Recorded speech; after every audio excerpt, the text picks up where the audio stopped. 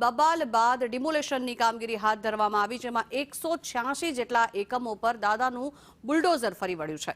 બહિયલમાં ગેરકાયદેસર બાંધકામો પણ તોડી પાડવામાં આવ્યા, ત્યારે નવરાત્રીમાં થયેલી અથડામણ બાદ કડક કાર્યવાહી હાથ ધરવામાં આવી રહી છે। ડિમોલેશનને પગલે પોલીસ બંદોબસ્ત પણ ગોઠવી દેવામાં આવ્યો, જો કે ગાંધીનગર એસપી રવિ તેજા વાસમ સેટી દ્વારા નિવેદન આપવામાં આવ્યું છે।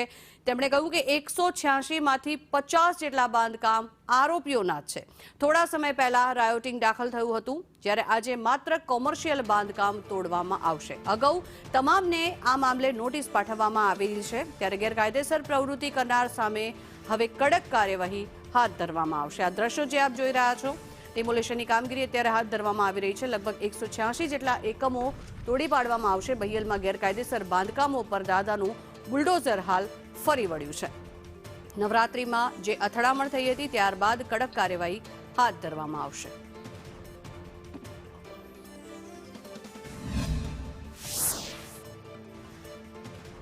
ડિમોલેશનની કામગીરીનો આરંભ કરવામાં આવ્યો છે। ગાંધીનગર એસપી રવિ તેજા વાસમ શેટ્ટી અહીં પહોંચ્યા છે, તેની સાથે વાત કરીશું। સર, આજે મેગા ડિમોલેશનની કામગીરી શરૂ કરવામાં આવી છે, કેટલા એકમો ઉપર આજે બુલડોઝર ફરશે? આજ કુલ મળીને 186 કમર્શિયલ એસ્ટાબ્લિશમેન્ટ ઉપર બુલડોઝર ફરાવવામાં આવશે।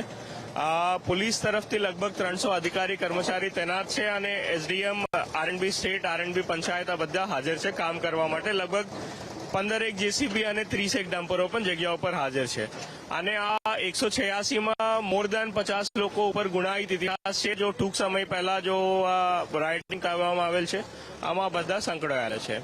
આજે માત્ર કોમર્શિયલ કે રહેણાંક મકાનો ઉપર પણ જે ગેરકાયદેસર હશે તેની ઉપર બુલડોઝર પર આજ બધી કમર્શિયલ એસ્ટાબ્લિશમેન્ટ ઉપર બુલડોઝર ચલાવવામાં આવશે। રહેણાંક મકાનો કે જે ગેરકાયદેસર હશે અને આરોપીઓના હશે તેની ઉપર ક્યારે બુલડોઝર પર? આ પણ તપાસ કરી રહ્યા છે આ તંત્ર।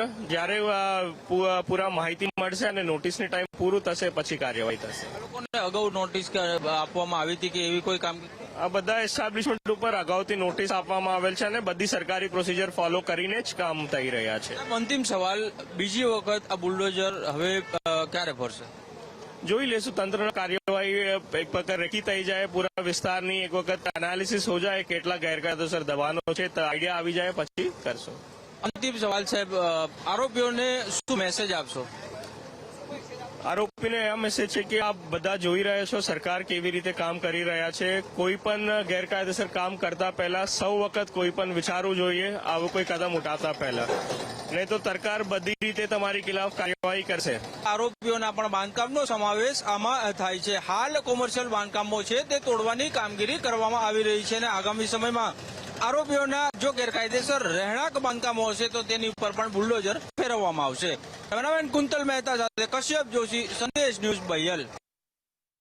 તો બહિયલમાં બબાલ થઈ અને ત્યારબાદ અત્યારે કાયદેસરની કાર્યવાહી હાથ ધરવામાં આવી રહી છે। ત્યાં શું સ્થિતિ છે તેની માહિતી મેળવીએ, તાગ મેળવીએ। આપણી સાથે સંવાદદાતા કશ્યપ જોશી સ્થળ પરથી જોડાયા છે। કશ્યપ, શું સ્થિતિ છે હાલ? ત્યાં ડિમોલિશન હાથ ધરવામાં આવી રહ્યું છે, દાદાનું બુલડોઝર ફરી વળ્યું છે, હાલની શું પરિસ્થિતિ?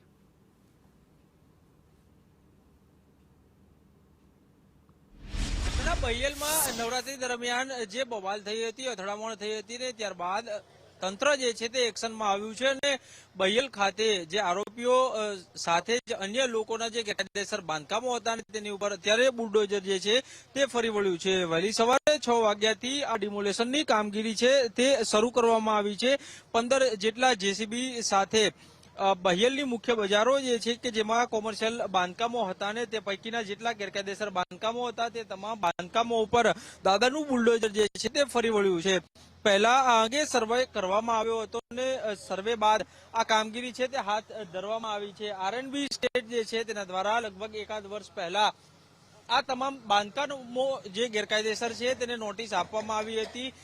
તે લોકો દ્વારા આ ગેરકાયદેસર બાંધકામો છે તે હટાવવામાં આવ્યા નહોતા અને તેના કારણે જ હવે આ બુલડોઝર જે છે તે ચાલી રહ્યું છે। આ 186 જેટલા જે ગેરકાયદેસર બાંધકામો તોડવામાં આવી રહ્યા છે તેમાં 50 જેટલા આરોપીઓના બાંધકામ હોવાનું પણ સામે આવ્યું છે અને હાલ આ જે ડિમોલેશન ની કામગીરી જે દેખાઈ રહી છે તે આખું કોમ્પ્લેક્સ હતું ને આખું કોમ્પ્લેક્સ જે છે તે ગેરકાયદેસર રીતે અહીં ખડકી દેવામાં આવ્યું હતું અને સરકારી જગ્યા ઉપર દબાણ કરવામાં આવ્યું હતું ને તેને લઈને આ કામગીરી છે તે હાલ કરવામાં આવી રહી છે. આજે માત્ર કોમર્શિયલ બાંધકામ છે તે જ તોડવામાં આવશે તો આગામી સમયમાં રહેણાંક મકાન હોય કે ધાર્મિક બાંધકામો હોય તેનો સર્વે કરવામાં આવશે ને સર્વે કર્યા બાદ જ્યારે સરકારની મંજૂરી મળશે ત્યારે તંત્ર દ્વારા આગામી કાર્યવાહી જે છે તે કરવામાં આવશે. વહેલી સવારે 6 વાગે શરૂ થયેલી આ કામગીરી છે ગણતરીના કલાકોમાં આ ગેરકાયદેસર બાંધકામો જે છે તે હટાવવાની કામગીરી પૂર્ણ થશે. પરંતુ સરકારનો એક સ્પષ્ટ મેસેજ છે કે જો સિસ્ટમ વિરુદ્ધ જશો,